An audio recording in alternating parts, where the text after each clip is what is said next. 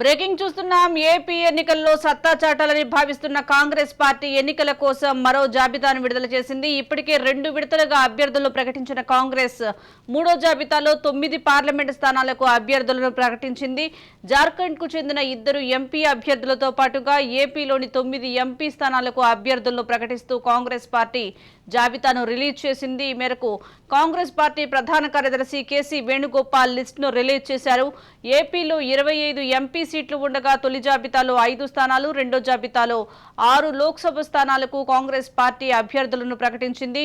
మూడో జాబితాలో 9 స్థానాలకు అభ్యర్థులను పేర్లను వెల్లడించింది.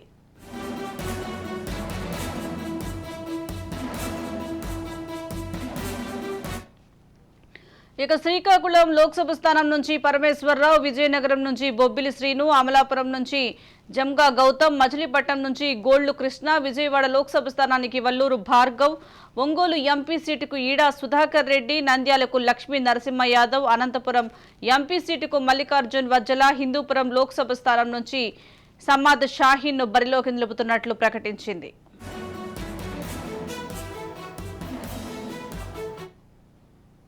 మరోవైపు ఈ ఎన్నికల్లో కడప ఎంపీ సీటు నుంచి AP Congress chief YS Sharmila పోటీ చేస్తున్నారు. కాకినాడ నుంచి పల్లం రాజు, రాజమండ్రి లోక్సభ స్థానం నుంచి గిడుగు రుద్రరాజు, బాపట్ల నుంచి జేడీ శీలం, కర్నూలు లోక్సభ స్థానం నుంచి పీజీ రాంపుల్లయ్య యాదవ్, తిరుపతి నుంచి చింతా మోహన్, నెల్లూరు నుంచి కొప్పుల రాజు వంటి సీనియర్లు పోటీ చేస్తున్నారు.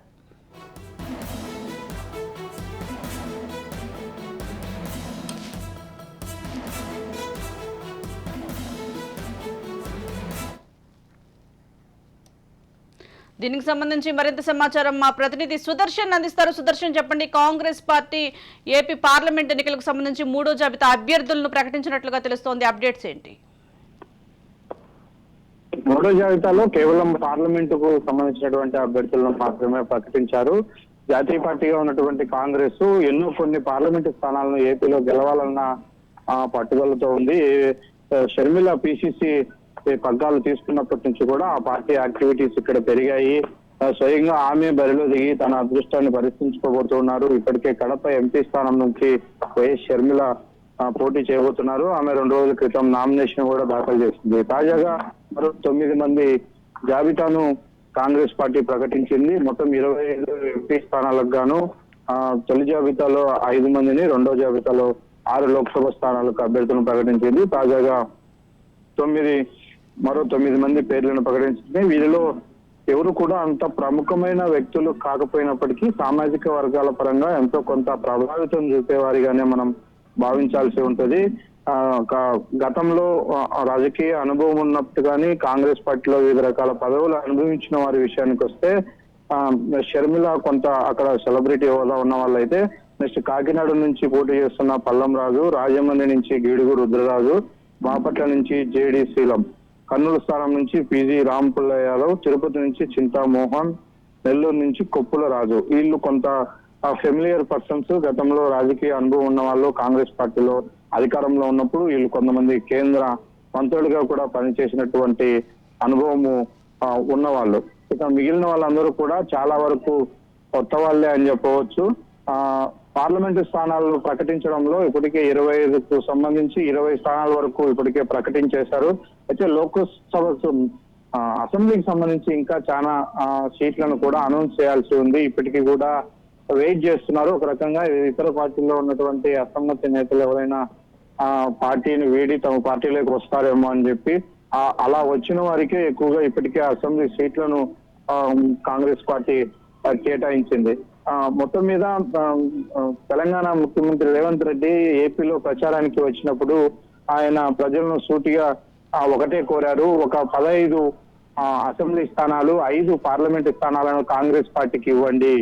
ఏపీ సంక్షేమం కోసం, ఏపీ అభివృద్ధి కోసం గొంతు వినిపించడానికి ఉపయోగపడుతుంది. ఖచ్చితంగా ఈ ఎన్నికల్లో ఆ మాత్రం మీద సీట్లను కాంగ్రెస్ పార్టీకి ఇస్తే ఖచ్చితంగా రాబోయే 5 ఏళ్లలో ఏపీ కోసం పోరాటం చేస్తుందంటూ ఆయన మహాటంగానే పిలుపునిచ్చారు. ఆ మేరకే ఓవరాల్ గా 25 ఎంపీ స్థానాల్లో 5టిని ఎక్కువగా కాంగ్రెస్ పార్టీ టార్గెట్ చేసినట్టుగా ఉంది. 5 స్థానాల్లో గెలవడం కోసం, అలాగే ఒక 15 నుంచి 20 అసెంబ్లీ స్థానాలు గెలవాలన్నది ఆ పార్టీ యొక్క ముఖ్య ఉద్దేశం. ఇప్పటికే కడప పార్లమెంట్ పరిధిలో ఉన్నటువంటి షర్మిల ఒక విడత ఆ ప్రచారాన్ని పూర్తి చేసింది. ఆమె కోసము సునీత ఇంటింటి ప్రచారం నిర్వహిస్తుంది. ఆమె పులివెందుల నియోజకవర్గం నుంచి ఇంటింటి ప్రచారాన్ని మొదలు పెట్టారు. ఈ రోజు కడప జిల్లాలోని బద్వేలు నియోజకవర్గంలో ఆ పార్టీకి సంబంధించినటువంటి అభ్యర్థి విజయజ్యోతి తన నామినేషన్లు దాఖలు చేశారు. ప్రకటించినటువంటి లిస్ట్ లో కొంతవరకు ప్రభావితం చూపగలిగే వ్యక్తులే ఉన్నప్పటికీ పార్టీ పరంగా ఉన్నటువంటి ఇమేజ్ కూడా వాళ్ళకు కొంత దోహదం చేస్తే మాత్రం మా నియోజకవర్గాల్లో గట్టి పోటీ ఇస్తారు. అయితే ఇన్ని రోజుల తర్వాత ఒక 10 ఏళ్ల గ్యాప్ తర్వాత కాంగ్రెస్ పార్టీకి మళ్ళీ పూర్వ వైభవం తీయడం కోసం షర్మిల బాధ్యతలు తీసుకుంది. షర్మిల నాయకత్వంలో ఈసారి సార్వత్రిక ఎన్నికలకు వెళుతున్నటువంటి కాంగ్రెస్ పార్టీ యొక్క బలాబలాలపైనే షర్మిల యొక్క రాజకీయ భవిష్యత్తు కూడా ఆధారపడి ఉంటుందన్నది మనము స్పష్టంగా చెప్పవచ్చు. ముందుగా కడప లోక్సభ స్థానం నుంచి ఆమె గెలిచి నిరూపించుకోవాల్సిన అవసరం ఉంది. అలాగే ఎన్ని సీట్లు సాధిస్తారు అనేది ఒక విషయం అయితే, ఎంత మేరకు ఓట్ల శాతాన్ని కాంగ్రెస్ పార్టీ ప్రభావితం చేయగలుగుతుంది అన్నదానిపైన కూడా ఇప్పటికే ఆసక్తి నెలకొని ఉంది. చూడాలి మరి. ఇప్పటికే త్రిముఖ పోటీలో భాగంగా కాంగ్రెస్ పార్టీ కూడా పోటీ చేస్తున్న తరుణంలో ఆ పార్టీ అభ్యర్థులు ఎంతవరకు ప్రభావితం చూపుతారనేది త్వరలోనే తేలబోతోంది. సుదర్శన్, అలాగే ఏపీలో కాంగ్రెస్ పార్టీకి పూర్వ వైభవం తీసుకువచ్చే విధంగా ఇటు వైఎస్ షర్మిల కూడా ప్రచారం చేస్తున్నారు. ఏ విధంగా ప్రజల్లోకి వెళ్లే అవకాశం ఉందంటారు? ప్రజలకు ఎటువంటి హామీలు ఇచ్చే అవకాశం ఉందంటారు? షర్మిల తన ప్రచారంలో సూటిగా జగన్మోహన్ రెడ్డి చేయలేకపోయినటువంటి అంశాలను ప్రస్తావిస్తూ ఉన్నారు. ఎందుకంటే ప్రత్యేక హోదానే అజెండాగా గత 5 ఏళ్లు ప్రతిపక్షంలో ఉన్నటువంటి జగన్మోహన్ రెడ్డి రాజకీయాలు నడిపారు.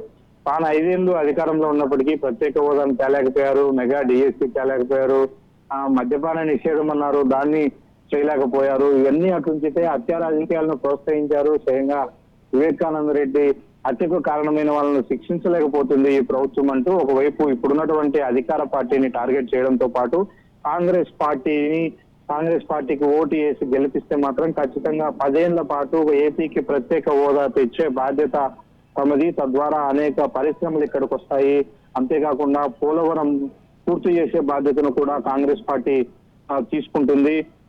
విభజన హామీల్లో ఏవైతే ఇచ్చారో అవన్నీ నెరవేర్చాలి అంటే తిరిగి కాంగ్రెస్ పార్టీ ఇక్కడ గెలవాలి. కాబట్టి ప్రజలందరూ కూడా కాంగ్రెస్ అండగా నిలవాలంటూ ఆమె తన ప్రచారం కొనసాగిస్తూ ఉన్నారు. ఇప్పటికే కడప పార్లమెంటు పరిధిలో ప్రచారం ముగిసింది.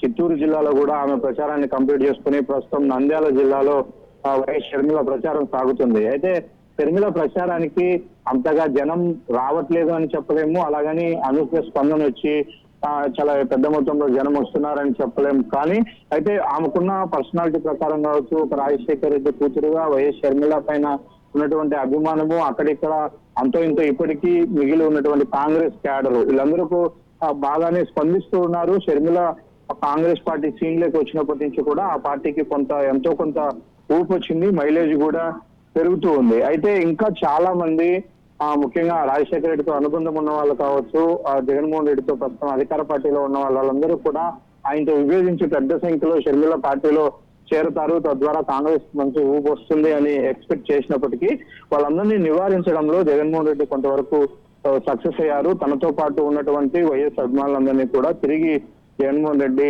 తన దగ్గరే కాపాడుకోగలిగారు. కాబట్టి అంత షర్మిల రంగంలోకి దిగినప్పటికీ కూడా అంత పెద్ద ఎత్తున నాయకులు అయితే ఎవరూ రాలేదు.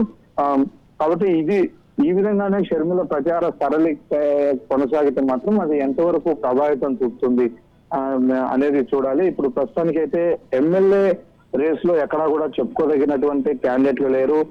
అందరూ కూడా కొంతమందికి పేర్లు అసలు పరిచయం లేదు. కాబట్టి చాలా నియోజకవర్గాల్లో కాంగ్రెస్ పార్టీ 3వ స్థానాన్ని నిలబెట్టుకుంటుందా, లేకపోతే కనీసం డిపాజిట్లైనా కాపాడుకుంటుందా అన్న ఒక చర్చ అయితే జరుగుతుంది. ఇవన్నీ అటుంచితే షర్మిల సీటు పైన మాత్రం రాష్ట్ర వ్యాప్తంగా పెద్ద ఎత్తున చర్చ జరుగుతూ ఉంది. ఇప్పటికే బెట్టింగ్లు కూడా స్టార్ట్ అయ్యాయి, పందాలు వేస్తూ ఉన్నారు. కడప పార్లమెంట్ బరి నుంచి షర్మిల గెలుస్తుందా లేదా అనే అంశం పైన ఎక్కువగా బెట్టింగ్లు కూడా సాగుతూ ఉన్నాయి. అయితే ఇక్కడ సినారియో చూస్తే మాత్రం కొంతలో కొంత ఆమె కడప పార్లమెంట్ పరిధిలో ఎఫెక్ట్ చూపే అవకాశాలు అయితే ఖచ్చితంగా కనిపిస్తూ ఉన్నాయి. Right, thank you Sudarshan.